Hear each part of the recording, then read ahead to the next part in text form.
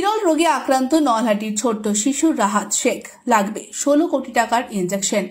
মাথায় হাত পরিবারের সাহায্যের হাত বাড়ালো বীরভূম জেলা পরিষদ। বীরভূমের নলহাটি জয়পুরের ছোট্ট রাহাত শেখ আক্রান্ত স্পাইনাল মাস্কুলার এট্রিট্রফি রোগে।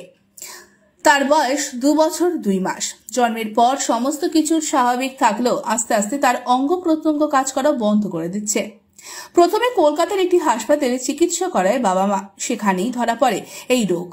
16 কোটি টাকা দামের একটি ইনজেকশন লাগবে এই শিশুটির সুস্থ হয়ে ওঠার জন্য, যা জোগাড় করা একেবারেই অসম্ভব শিশুটির পরিবারের পক্ষে। আবার যদি এই ইনজেকশন না দেওয়া হয় তাহলে প্রতি 3 মাস পর পর একটি করে ওষুধ খাওয়াতে হবে ওই শিশুকে, যার মূল্য 2,70,000 টাকা। সেটাও অসম্ভব তাদের কাছে। এক্ষেত্রে সাহায্যের জন্য রামপুরহাটের বিধায়ক তথা রাজ্যের ডেপুটি স্পিকার আশিস বন্দ্যোপাধ্যায়ের কাছে যান শিশুর পরিবার। তিনি শিশুর মা বাবাকে পাঠান জেলা পরিষদের সভাধিপতি কাজল শেখের কাছে।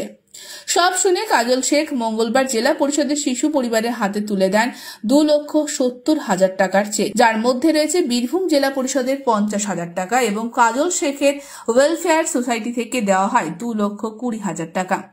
পাশাপাশি কাজল শেখ বীরভূম জেলার মানুষকে আবেদন করেছেন বাচ্চাটির মা বাবার অ্যাকাউন্টে টাকা পাঠানোর জন্য। টাকা পেয়ে খুশি পরিবারের লোকজন। আপাতত কিছুটা হলেও সুস্থ হবে এই শিশুটি, এমনটাই আশা পরিবারের। বীরভূমবাসীর কাছে আমি আবেদন রাখবো, 16 কোটি টাকা ব্যয়ে যে মেডিসিনটা বা যে ইঞ্জেকশনটা ক্রয় করলে এই বাচ্চাটা স্বাভাবিক অবস্থায় ফিরে আসবে, সারা বীরভূমবাসীর কাছে আমি করজোর আবেদন করছি আপনাদের মাধ্যমে, যে যেভাবে পারবেন, খেটে খাওয়া খেতমজুর সে 100-200 টাকা, একজন ব্যবসাদার যদি আপনার সামর্থ্য হয় 20,000 টাকা, 2 লক্ষ টাকা, যে যেমন পারবেন সে হিসেবে সহায়তা করুন।